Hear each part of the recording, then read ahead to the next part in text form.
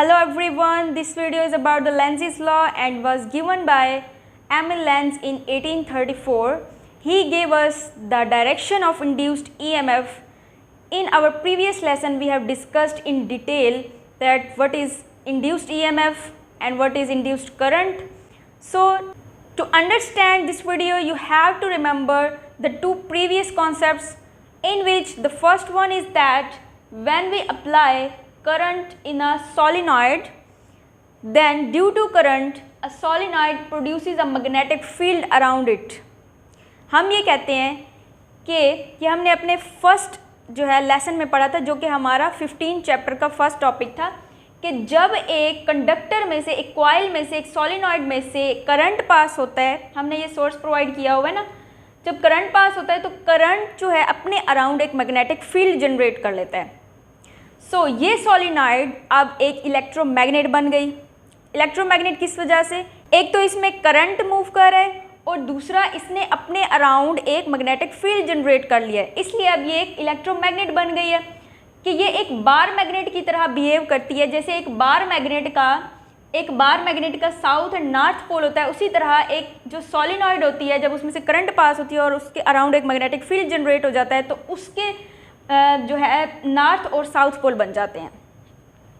सो आपने ये बात माइंड में रखनी है।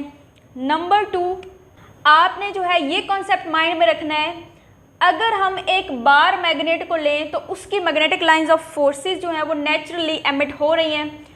अब ये एक कॉइल है जिसको हमने रखा हुआ है इसके सामने, लेकिन ये कॉइल इससे दूर है, तो कोई भी मैग्नेटिक लाइंस ऑफ फोर्सेस जो है वो इसमें से पास नहीं हो रही। हम इसको उठा के बिल्कुल इसके करीब लेके आ रहे हैं, तो आप देखें कि जैसे ये इसके करीब आती जाएगी तो इसमें से कुछ मैग्नेटिक लाइंस ऑफ फोर्सेस जो है वो पास होंगी। उसके बाद जब हम इसे मज़ीद क्लोज लेके आएंगे तो देखें यहाँ पे मैक्सिमम नंबर ऑफ जो है लाइंस पास हो रही हैं। सो इसका मतलब ये है कि हम मैग्नेटिक लाइंस ऑफ फोर्सेस को अगर चेंज करते हैं, ठीक है, ये हमने चेंज किया है ना, इसको उठा के यहाँ लेके आए, थोड़ा सा क्लोज लेके आए, उसके बाद मज़ीद क्लोज लेके आए, तो ये जो मूवमेंट है ये एक चेंज है। किस चीज़ का चेंज है? मैग्नेटिक लाइंस ऑफ फोर्सेस का चेंज है। इस मैग्नेटिक से जो इमिट हो रही हैं मैग्नेटिक लाइंस ऑफ फोर्सेस, उनका चेंज है। हमने चेंज प्रोड्यूस किया है, पहले कम थी फिर ज़्यादा, तो इस चेंज की वजह से इस कॉइल के अंदर ईएमएफ इंड्यूस होती है और इंड्यूस ईएमएफ की वजह से इसमें इंड्यूस्ड करंट आ जाता है। सो ये एक सोलिनॉइड है जिसको हमने एक गैल्वानोमीटर से अटैच किया हुआ है। इसके साथ कोई सोर्स, कोई बैटरी, कोई भी हमने इलेक्ट्रिसिटी का सोर्स नहीं प्रोवाइड किया हुआ। इसके साथ ही हमने लिया है एक बार मैग्नेट को। बार मैग्नेट का एक साउथ और एक नॉर्थ पोल है। अब स्टूडेंट्स, होता ये है कि बार मैग्नेट की तो अपनी मैग्नेटिक लाइंस ऑफ फोर्सेस हैं जो कि एमिट हो रही हैं नेचुरली। जैसे ही हम इस बार मैग्नेट को इस सोलिनॉइड के करीब लेके आएंगे, सोलिनॉइड क्या होती है कि एक वायर को, एक कंडक्टर को आप जो है स्प्रिंग लाइक बना लें तो वो एक सोलिनॉइड बन जाएगी। सो जैसे ही आप इस मैग्नेट को इस सोलिनॉइड के करीब लेके आते हैं तो होता ये है कि इसकी मैग्नेटिक लाइंस ऑफ फोर्सेस जो हैं वो इस कॉइल में पास होती हैं, इस सोलिनॉइड में से गुजरती हैं। अब जैसे ही ये मैग्नेटिक लाइंस ऑफ फोर्सेस इस सोलिनॉइड में से पास होंगी तो एज यू नो सोलिनॉइड जो है वो एक कंडक्टर है। कंडक्टर जो होता है उसके अंदर फ्री इलेक्ट्रॉन्स होते हैं जो कि एनर्जी मिलने पे फ्लो कर रहे होते हैं, ठीक है। इसके जो फ्री इलेक्ट्रॉन्स होंगे उनके ऊपर एक पुश लगेगा, मतलब कि इसमें एक फोर्स प्रोड्यूस हो जाएगी, इंड्यूस हो जाएगी, और वो फोर्स कौन सी है?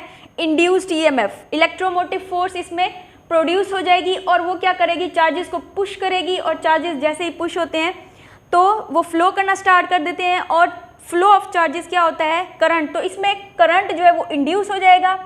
करंट इंड्यूस होने के साथ ही इस सोलिनॉइड में हमने क्या बात की थी यहाँ पे कि जब करंट इंड्यूस होता है तो सोलिनॉइड जो है उस करंट की वजह से एक मैग्नेटिक फील्ड जनरेट कर लेती है। मतलब कि वो करंट क्या करता है? अपने अराउंड के एक मैग्नेटिक फील्ड जनरेट कर लेगा, ठीक है।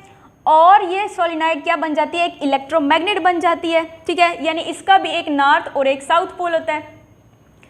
अब यहाँ पे जो डायरेक्शन होगी करंट की या इंड्यूस्ड ईएमएफ की, यहाँ पे जो डायरेक्शन होगी वो होगी एंटी क्लॉकवाइज डायरेक्शन, ठीक है। इस तरफ से डायरेक्शन होगी। अगर हम इसको राइट हैंड रूल से देखना चाहे तो जो करंट की डायरेक्शन है उसकी तरफ ये फिंगर्स और यहाँ पे नॉर्थ पोल, हमारा जो अंगूठा है वो नॉर्थ पोल बताता है।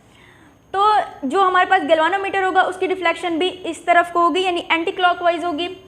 अब गैल्वानोमीटर तो हमें ये बता रहा है कि एंटी क्लॉकवाइज है, तो लेकिन जो लेंसेज था उसको कैसे पता चला कि यहाँ पे नॉर्थ पोल है? तो स्टूडेंट्स हुआ यूँ कि इसकी मैग्नेटिक लाइंस ऑफ फोर्सेस और जो यहाँ पे magnetic lines of forces produce हुई हैं, इसकी भी मैग्नेटिक लाइंस प्रोड्यूस हुई हैं ड्यू टू करंट, क्योंकि इसमें करंट इंड्यूस हो गया था, और इस मैग्नेट की भी जो है मैग्नेटिक लाइंस ऑफ फोर्सेस है। इन दोनों का आपस में इंटरेक्शन होता है। जब इनका इंटरेक्शन होता है तो ये जो सोलिनॉइड है इसका यहाँ पे एक नॉर्थ पोल बन जाता है और यहाँ पे साउथ पोल बन जाता है।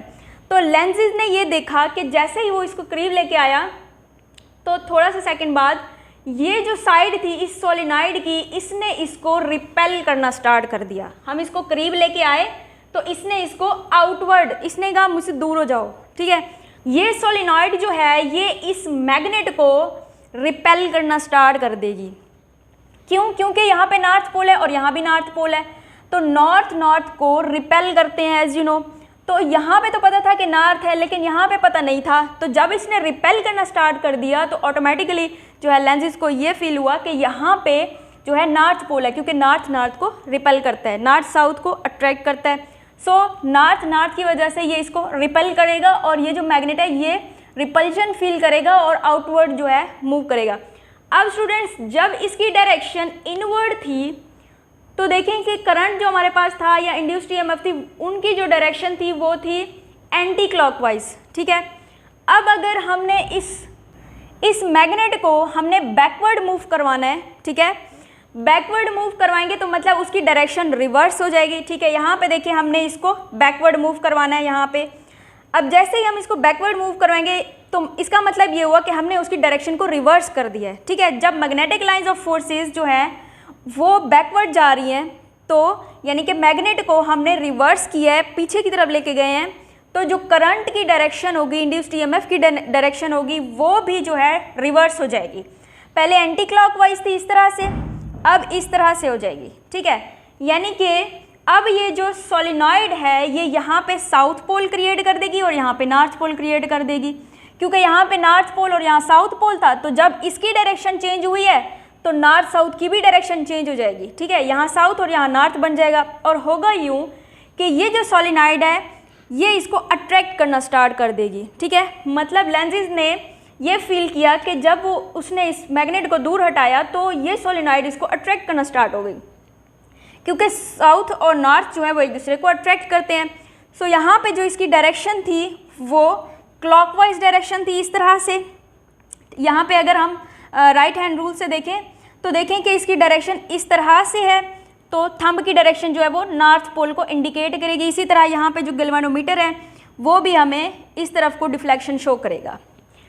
अब यहाँ पे एक बात ये है कि स्टूडेंट्स अगर मैं जैसे इस मैग्नेट को इसके करीब लेके आई थी, अब मैं यहाँ पे ले आने के बाद, ठीक है, इसको यहाँ पे रख दूँ, ठीक है, मतलब इसमें मज़ीद मैं कोई मूवमेंट ना करूँ, तो स्टूडेंट्स यहाँ पे कोई भी करंट इंड्यूस नहीं होगा, ठीक है। और जो हमारे पास गैल्वानोमीटर है वो ज़ीरो डिफ्लेक्शन शो करेगा। क्यों शो करेगा?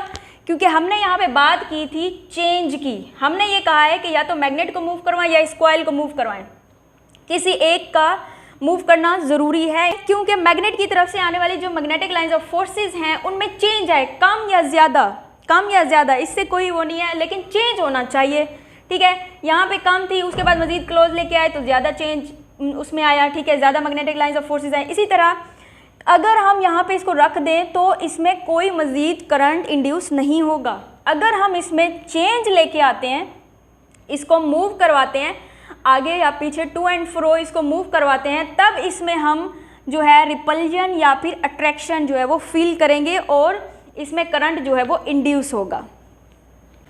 इसी तरह हम इसकी डेफिनेशन अगर देखें, the direction of induced current in a circuit is always such that it opposite the cause that produces it.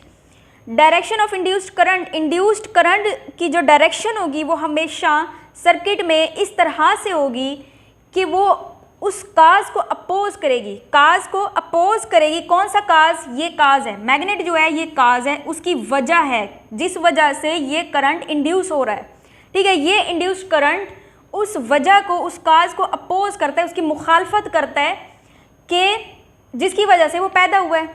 तो मतलब काज को ये अपोज करता है, यानी कि यहाँ पे मैं इसको क्लोज लेके आई हूँ तो यहाँ पे इसने नॉर्थ पोल बना दिया और इसको रिपेल करना स्टार्ट कर दिया, और यहाँ पे मैं इसे हटाने की कोशिश में थी तो यहाँ पे इसने जो है साउथ पोल क्रिएट करके इसको अट्रैक्ट करना स्टार्ट कर दिया।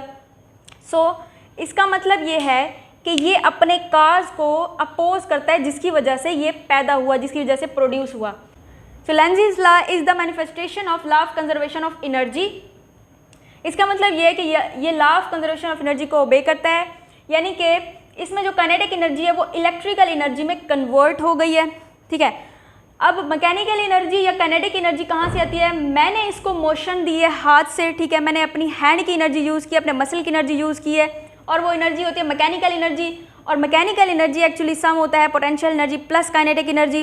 लेकिन यहाँ पे क्योंकि ये मैग्नेट जो है ये मूव कर रहा है, सो ड्यू टू मोशन जो एनर्जी होती है वो काइनेटिक एनर्जी होती है। तो मतलब इसकी जो काइनेटिक एनर्जी है वो हमने इसको जो दी है, काइनेटिक एनर्जी इसकी कन्वर्ट हो गई है किसमें? इलेक्ट्रिकल एनर्जी में। ठीक है, करंट प्रोड्यूस हुआ है ना, तो इलेक्ट्रिकल एनर्जी में जब कन्वर्ट हो गई है तो इसका मतलब ये हुआ कि energy can neither be created nor be destroyed. ना एनर्जी को हम क्रिएट कर सकते हैं, ना एनर्जी को हम डिस्ट्रॉय कर सकते हैं, ना हम बना सकते हैं और ना उसे तबाह कर सकते हैं। But total energy remains the constant. Total energy conserve रहती है, but it changes from one form to another form. एक फॉर्म से दूसरी फॉर्म में चेंज होती रहती है, लेकिन इसे क्रिएट या इसे डिस्ट्रॉय नहीं किया जा सकता।